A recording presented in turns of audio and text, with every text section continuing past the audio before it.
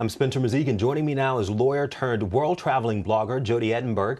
Her blog is called Legal Nomads, and she's also the author of The Food Traveler's Handbook. Welcome, Jodi. It's so good of you to join us in New York City today. Thank you. I'm glad to be here. So I want to begin with law school. You went to school in Montreal, which is where you're from. That's so right. What were your reasons for going to law school? My reason is actually not a really legitimate reason. Someone bet me I couldn't get into law school, and it's probably not the reason everyone would expect. But basically what happened was I was straight out of Cégep, which is grade 12 and 13 in Quebec, and someone had asked me, I want to apply to law school. We were kind of competitive with our grades growing up. And they said, I bet you can't get in. It was the day before the applications were due. I kind of scrawled off a cover letter really quickly and sent it in. And I got in, and they basically took a few of us, not many, and put them with everyone else. So I was quite young. I was 19 when I started. Everyone else was the usual undergrad first, and then started law school. So you got in on a bet, but why did you decide to ultimately go? Well, to be fair, it's good to mention that Canadian tuition is actually quite low compared to American tuition. So it was about $1,600 a semester for me at McGill, and there wasn't anything else I was aching to do, to be honest. Had there been, I probably would have chosen a different path. But I went with this. I got in, and I figured, why not? I was offered an entry scholarship, and I just went with it. There's nothing wrong about furthering your education, so... No, that's right. Could be worse educations to obtain. Exactly. So where did you go after you graduated from law school? Well, I summered in New York City during law school, and actually because they didn't realize I had kind of flown in under the radar without the undergraduate degree, they were confused about how young I was, and I used that kind of leverage to get myself an extension on my offer date. So instead of starting right away after law school, I pushed it back. I did a year in France studying intellectual property law in Europe, and then I worked in South America in sustainable development for about a year, and then came back to start in 2003. So my first job out of law school was in New York City. I started at Paul Weiss here. And so what was your experience like at Paul Weiss, and then also at Davis and Gilbert, which is where you went after Sure. Paul Weiss? Both were hardworking. I mean, talk to any corporate lawyer or any lawyer in the city, and in most cities, you work very hard. It's not your own schedule. But I learned a lot. I'm very grateful for the training I got. I'm grateful for the people that mentored me in both cases. I remember, though, when I started, because I had none of that benefit of sort of life experience or business experience, I remember starting with a partner at Paul Weiss when I first got there, and he was starting on an IPO. That was the first thing that I was working on, and I remember saying, I get the IP part, but the O, it's throwing me off a little. And he was like, you have to be kidding me. So I was joking, but of course he was not amused at all. It was kind of trial by fire. Didn't have much of a sense of humor there. He does, but I think he just went, like, what are you doing here? So at Davis and Gilbert, also great people, and I really enjoyed it. I did advertising law, new media stuff, which was wonderful because there's a type of work, working in technology and in social media is what I do now as part of my blog as well. So it was a nice precursor to that. But when I did give notice, someone made the joke that on my wall was all these photos blown up of where I had been and not my degrees. And they said, where are your degrees? And I said, they're under my bed. Yeah. And they said, we should have known you weren't going to stay put. Well, when you left practice in 2008, did you know then that you wouldn't return indefinitely or forever? I thought I'd be going for a year around the world. My intention was not quit my job and become a travel and food writer.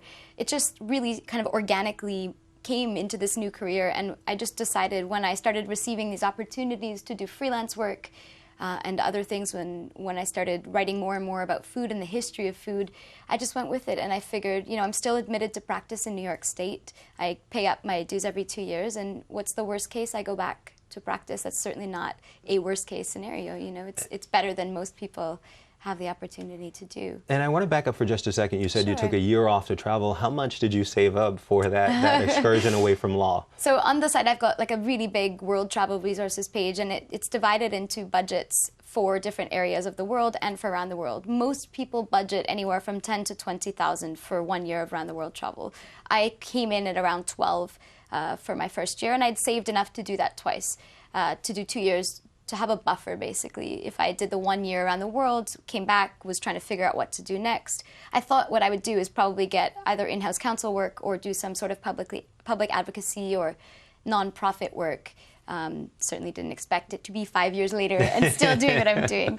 Well, but I guess one of the questions that I have here for Sure. you is, was there anything from your childhood that cultivated or created an interest in long-term travel? I think, well, what did cultivate the idea of storytelling is that my mom has studied history and really is a wonderful storyteller herself. And my father also is a wonderful storyteller. So growing up, at the kitchen table, my parents are split. So each of the tables that I got were really these wonderful opportunities to hear stories and tell stories. And my mother would talk about world history in this fantastic way, making it almost into a soap opera and engaging my brother and I in thinking about stories as a way to really teach people about things in a way that engages them and instead of feeling like it's academic. So when I started writing and kept going with the site and talking about the history of food and how colonization affects the way we eat, I think a lot of it does come from that kind of background where words were very important to everyone in my family. So, and you're talking about Legal Nomads, your blog. That's correct. How exactly did that come about?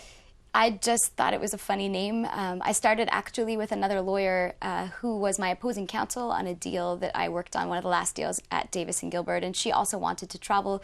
We started the site together, and she really didn't enjoy the writing, so what happened was I took over the writing and she kept traveling and I kept as well. So it sort of just turned into my site. We're still good friends. She's doing great, but it wasn't her thing, and she went back to New York after the year, what we had both planned to do. Obviously, you took a different path then. Right. But when did you know, though, that, hey, I might not be heading back to practice? I think probably in 2010 when CNN Go, which is an arm of CNN in Asia, had approached me through my site to ask if I'd be interested in signing a one-year freelancer contract to write about Asia for them. And it blew me away because it really wasn't, I had never contemplated freelance writing. I didn't say, I really want to be a writer. The ability to be able to sort of monetize these experiences in a thoughtful way was something I hadn't thought about in a long-term plan. And so I decided, when I quit my job originally, I said I'm not going to monetize Legal Nomads. I'm putting no ads, I'm putting no sponsorship. And I've kept that. There's nothing... Yeah, there's very little advertisement from what I can tell. There's none. Yeah, the only thing I make money on directly from the site is the book. And on that World Resources page, I have some Amazon affiliate links for products that I use in my travels and that I say, these are things I carry with me. And at the bottom, of course, there's a disclosure saying I get a 4% to 7% kickback for this. But that's it. I've turned down all other ads and anything else. So I decided to see, could I fund what I wanted to do by writing elsewhere? And since 2010, I've been receiving these great opportunities. I write for Singapore Airlines in-flight magazine about technology, write some food stuff in Asia as well, and then the book that came out in the fall, which was a wonderful culmination of all the things that I had discovered, because food really didn't figure prominently at all when I started. It wasn't until a friend of mine was like, it's not normal that you choose cities to find a specific soup that someone said, go eat this. Yeah. I was like, yes, it is. Everyone does this. And he was like, no. That's not the case. Well, I want to get to food in a second because I know that that's a big part of the reason why you travel. But I'm curious about your ability to generate and earn income because you're obviously not making the same thing that you made at the firm. So do you have a set number of, do you say, I want to make X based on this? How are you able to sustain your travels in that way? Well, so there are two things. Number one is that it's very easy to base yourself in Southeast Asia and not have to have the same income that you would have here. Living most of the year in Southeast Asia allows me to maintain a cost of living that's quite low. So right now, what I've done is I've basically set out some long-term partnerships with travel companies and other companies that I use anyhow and work with and would work with regardless of whether they were having me as a brand ambassador. So I work with a Canadian company called G Adventures. I had sent my cousins on trips from them, prior to becoming a travel blogger. When they approached me to be part of this sort of ambassadorship program they were putting together, it made perfect sense. Their values worked with the site that I was building. So I have a few contracts like that. I do the writing off-site as well for the Singapore Airlines and everything else. So I basically budget, based on knowing when I come back to South America, to North America in the summers, it's going to be a higher cost of living, obviously, and then in the winter times, I am able to save much more when I'm back in Southeast Asia.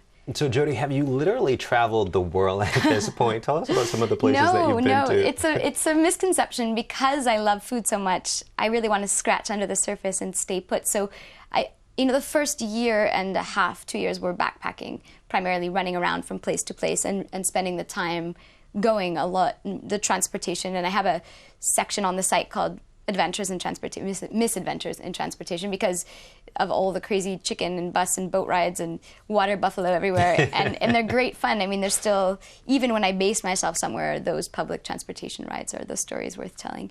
But what happened when I started really focusing on food is that I didn't want to move. I wanted to stay and really learn from vendors.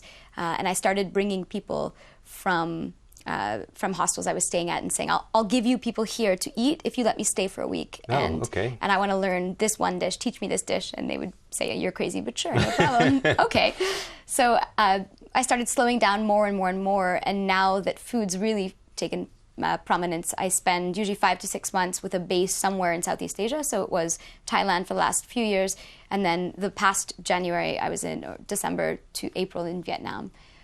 Is Asia a place that you visit frequently because of the food, the culture, and people? So there's two reasons.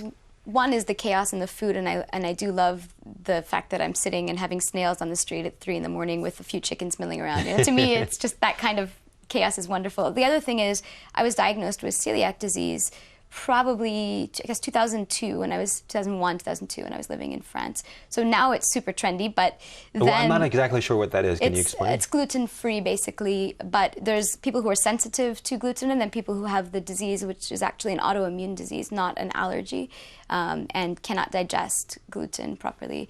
So I was diagnosed about a decade ago, and as I've gotten older, I've had a harder and harder time with it. Now, if I use food that's been fried in oil that was used for breaded things, I can't, if you fry something for me, I'll still get sick. That's how sensitive I've become. So Asia's become a wonderful place because of the rice, and if you know what foods to avoid, you're fine. So Vietnam specifically, you know, they use tapioca flour to thicken soups in the south, and everything is rice and tapioca based. And I was on the phone with my parents, like in tears. I can eat everything. This is magic. It was so good for that reason. So it's compelling reason to keep returning. So tell us about growing up and the food that you had at home. I mean, did that also sort of stimulate or create this interest in food? No.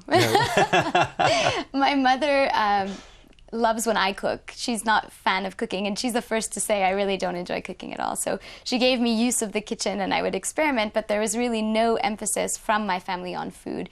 I think for me what happened was, as I started traveling, I started looking at all the little things in the history of them and found that the things that people were writing about often were like the bigger sort of overarching fancy restaurants or the culinary trends, but what I was fascinated in was how people moving around affected the way we eat. And that comes definitely from that historical background that my family kind of gave my brother and I as a curiosity. But it really wasn't until I got on the road that I started thinking about it and then seeing that food was this connective tissue that nothing else bridged in the way that food did. So is that the inspiration then for the Food Traveler's Handbook? My readers were the inspiration. They were like, Jodi, when are you writing a book? And I would go, seriously? Me? All right. It basically came from them saying, we want to eat what you eat, but we're worried about dying of dysentery. Can you fix this for us? They were concerned. Valid concern. Valid concern. I do have a post about getting sick around the world. There's like all the days of sickness, some definite interesting. I learned my lessons. This is what I tested it so you don't have to is the motto for the book. But the book includes not just, you know, how to find food on the street, but also safety tips like carrying your own chopsticks. Yeah, give us a couple of tips Well, there. I think sometimes the food itself is not the problem, it's the cutlery or how it's being washed. So I travel with my own portable chopsticks that, you know, you may get a funny look in washing them, using them on the street, but if you look at the cutlery and it seems problematic, it's a good idea to use. You know, you have this transparent kitchen in front of you and you're at a street stall, you can see how clean and dirty it is. If someone's touching the money with their hands and then also touching the food, yeah. Right, little things like that. When I say if you don't bring your own chopsticks, bring wet wipes. So at least you could wash down the chopsticks with wet wipes if there's an issue, or the spoon or the fork.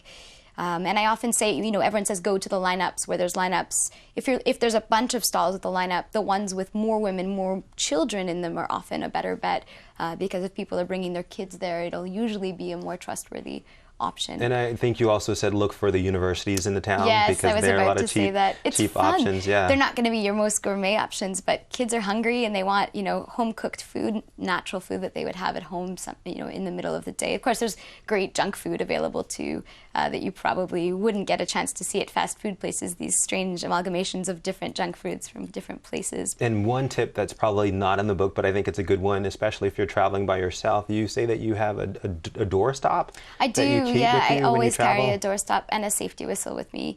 The safety whistle, I wrote a post about it. I didn't want to make it, I'm a solo female traveler, I carry a whistle with me, and just in case. So I talked about when it actually came in handy outside the general safety chips, which is I was chased up a hill by monkeys in Burma, and I was walking up to try, and I was going to sleep at a monastery by myself, and I was carrying a blanket, and the monkeys kept coming and trying to pull the blanket from me, and I was getting out of hand, and I was like, I'm small, the mountain's tall, there are many monkeys, what am I going to do? And I had a safety whistle on the sternum strap for my backpack, and I just blew on it as hard as I could, and they freaked out and went running back into the forest. I was like, bring your safety whistle, monkeys will never know when you might need to escape monkeys. So, exactly. Jodi, finally though, your travel here now, do you think that it might lessen in the coming years, or might you continue on at the same pace? I don't. So the pace has changed, right, from the beginning. I think the worst thing you can do is sort of say, I'm going to do X and then never deviate from that plan. I never had a set plan when I set out, other than I really wanted to see the world instead of just reading about it. Now it's become, I want to eat the world as well as seeing it. And for me, I'm going back to Vietnam in January. My readers have asked me to start food tours where they want me to basically take them to the places that I love to eat. And I decided to do them by color.